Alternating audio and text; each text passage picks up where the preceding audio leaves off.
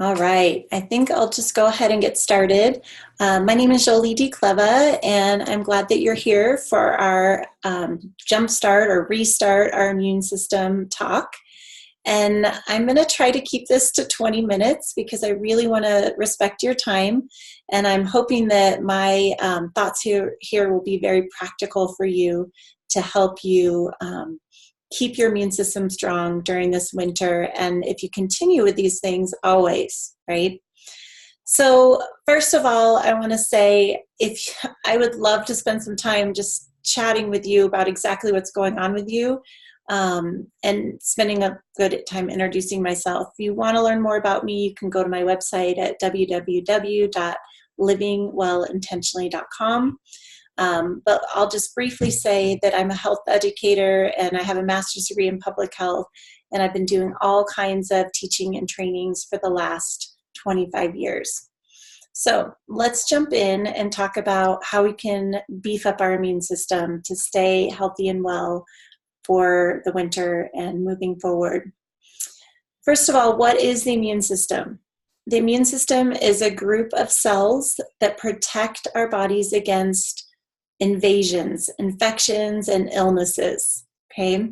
And in a general sense, we have lymphocytes. So I want to focus on those. The lymphocytes are those white blood cells that we've all heard about.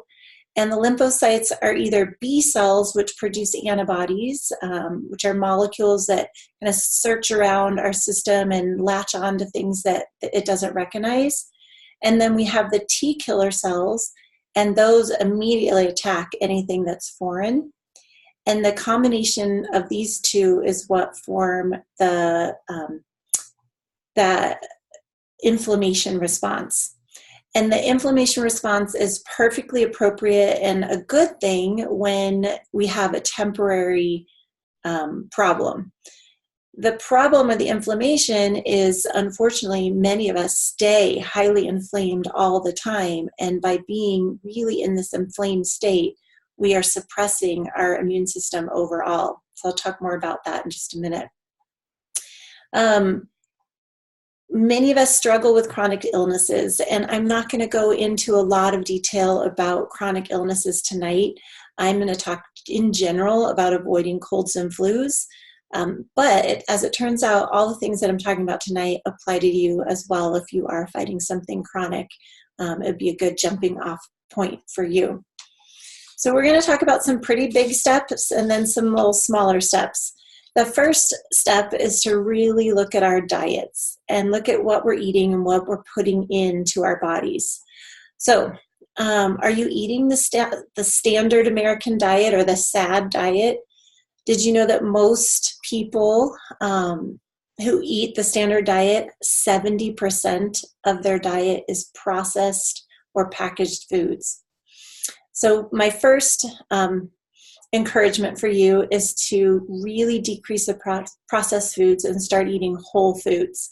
So if it doesn't look like what it originally looked like when it was first harvested or slaughtered or grown, then you probably want to choose something else. Okay, so the first step is eating whole foods. Personally, for me, I have this 80-20 principle, where 80% of the time I'm really careful about what I put in my mouth. Is it nourishing? Is it organic? And I'm careful where my food comes from. And then the other 20% of the time, I might let myself have a martini or a sweet, or I'm over at a friend's house and I'm going to just graciously eat whatever is given to me and not worry about it and just be more relaxed if I'm on the road and I have to pick something up packaged. But most of the time, you want to be putting those nourishing whole foods into your body. Don't hate me on this next one, but the second suggestion for you is to get off gluten. And I know this is so hard for people to even think about, but the reason that we avoid gluten, let me back up a little bit. Our wheat supply is very poor in nutrients currently. And I think well-intentioned in the 1940s, the farmers genetically started modifying their wheat with the intention of ending world hunger. Unfortunately, what it did is gluten that was in our food was an easily digested protein, but when they genetically modified it, it became a foreign and very hard to digest protein for our bodies. So when our body sees something foreign, what does it do? It attacks it, and it causes that inflammation response in our body. So we want to avoid gluten because gluten is hard to break down, and it tells our body, it ignites that inflammation response, which is not good because it takes a lot of energy for our body to stay in that inflammation response, and it's suppressing our immune system, making us more susceptible to the colds and flus and all those things. All right. The reason why, you probably know lots of your friends are gluten-free, and the reason why gluten-free is such a big thing is because people feel really good when they get off gluten, myself included. Many people struggle from headaches and brain fog and achy joints and sometimes digestional issues, and they're not associating it with what they're eating. They're just thinking they're getting a headache, but oftentimes it's that all that energy our body is expending to break down the gluten. The next thing's equally hard is avoid sugar. So sugar is associated with all kinds of disease, basically heart disease, cancer, stroke, diabetes. Essentially all chronic diseases are associated with sugar. And again, processed sugar is associated with increased inflammation in our body, which is hindering our immune cells' ability to deal with the everyday. And, some of the toxins that we're exposed to, we can't control. So where we can control, for example, whether we eat sugar or not, we want to make that choice to, avoid sugar most of the time. So our bagels and cookies and cakes and donuts and breakfast cereals, soft drinks, they obviously have sugar in them. So those are things you want to avoid or eat very minimally.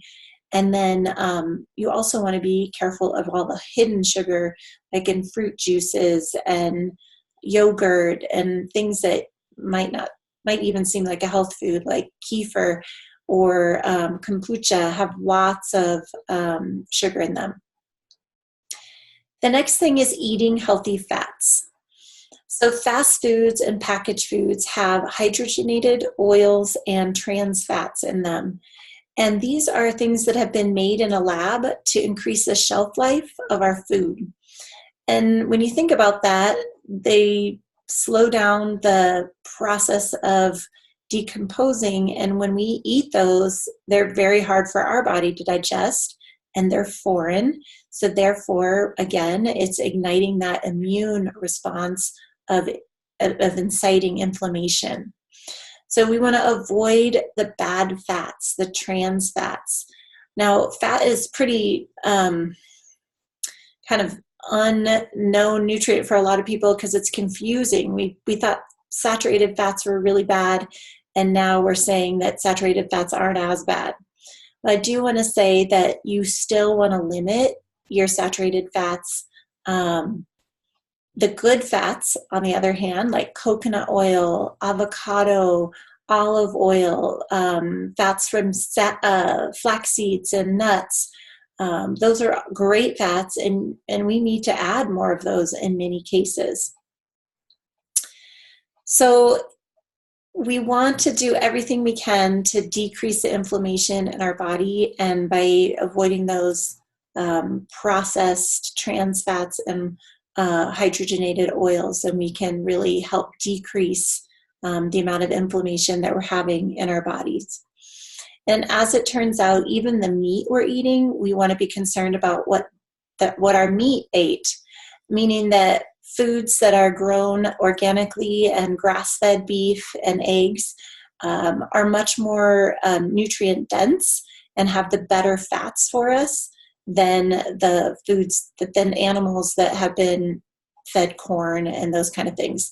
So even if you eat meat and dairy, then you want to eat organic, and you want to eat grain or grass-fed and avoid the grain-fed traditional meat and dairy.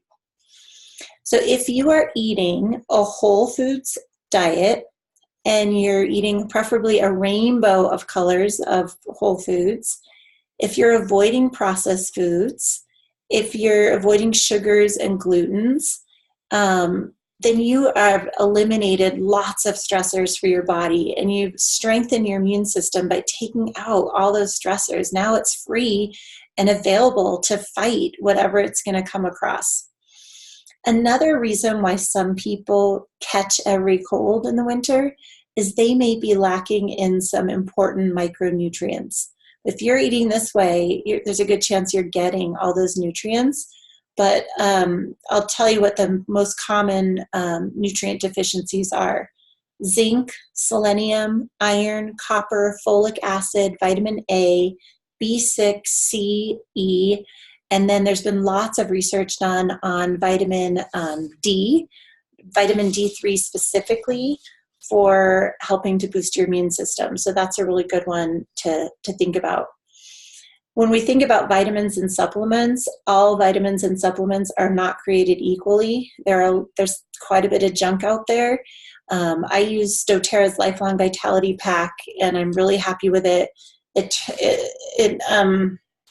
The E Omega actually has 9 essential oils in it that are anti-inflammatory, and there's a 30-day money-back guarantee with it. So if you want to try a vitamin, this is a great one, highly bioavailable, great quality vitamin. Okay, the next thing is stress. So there is a lot of evidence that stress actually decreases your immune response. And so I want to talk a little bit about that. When you have a stress response, there's 2 things happening. There's your nervous system, which is broken into your sympathetic and your parasympathetic, and then there's your hormones.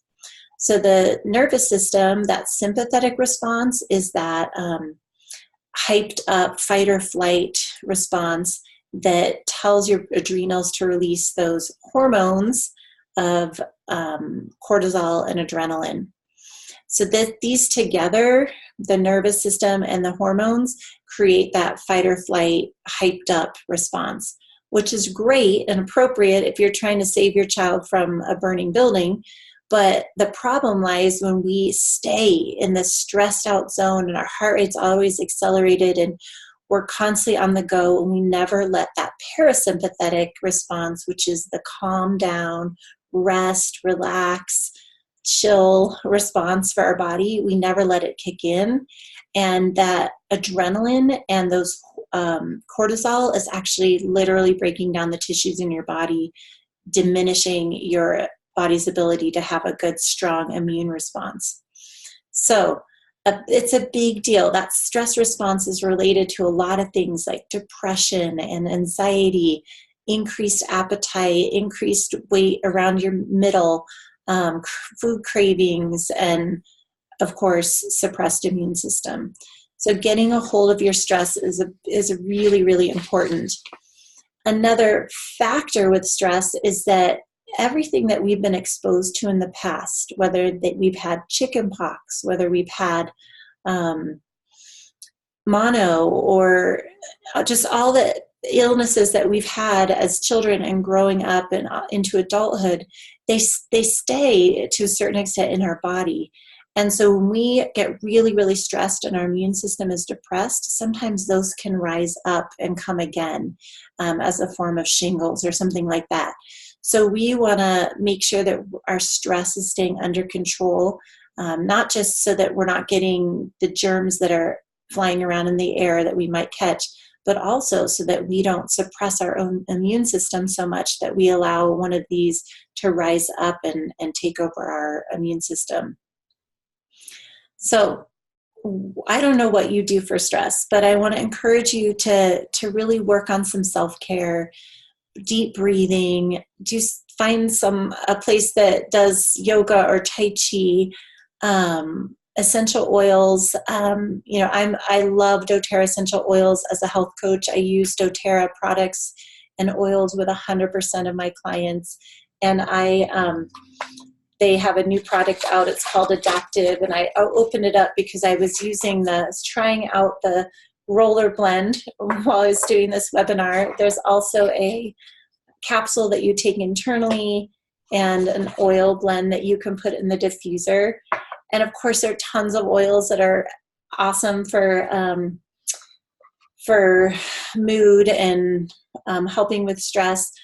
Whatever your thing is, whether it's exercise, whether it's trying essential oils, whether it's getting massages, I really encourage you to recognize what a huge role stress plays in your immune system and really your overall health.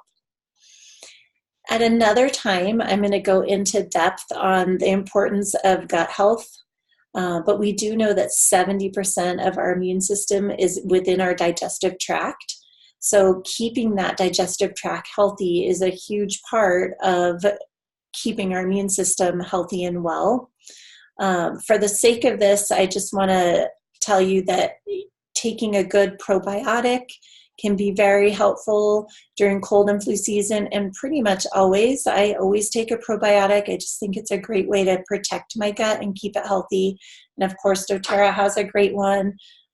This one is really nice because it's double encapsulated. I don't know if you can see it, but it has 2 layers of protection in there so that it gets all the way to your lower gut, not just stuck in your stomach.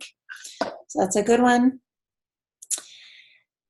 Basically, keeping the bacteria in your gut balanced is the key. And if you're eating, like I've suggested, taking gluten out, low sugar, if you're watching your processed foods, eating whole foods, then you're going to help keep that balance in your gut, and taking a probiotic can just help that as well. So we've talked about all those big things. Some smaller steps that you can take every day to protect yourself during flu and cold season are, of course, to wash your hands.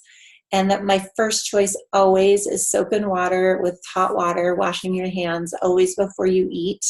If you can't get to soap and water, I encourage you to not use antibacterial creams or sprays or lotions, because we know that that balance of bacteria, again, good and bad, is what our body needs. And our hands actually have those good bacteria that protect us. And when we use hand sanitizer, we kill both the good and the bad. And we're making ourselves actually even more susceptible to catching something than we were before. So I use doTERRA's On Guard sanitizing spray. There are other sprays out there, but I discourage you from using antibacterial anything. Okay.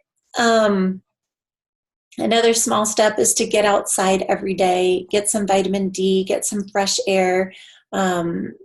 Being outside is extremely stress relieving for most people, calming, soothing, and you can get some exercise while you're out there, because exercise is amazing for helping all of our cells work optimally and help decrease our stress as well.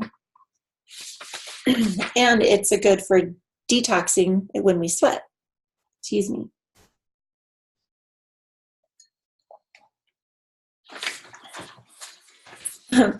I appropriately had water right before my drink lots of water point, which ideally we will drink half our body weight in ounces every day.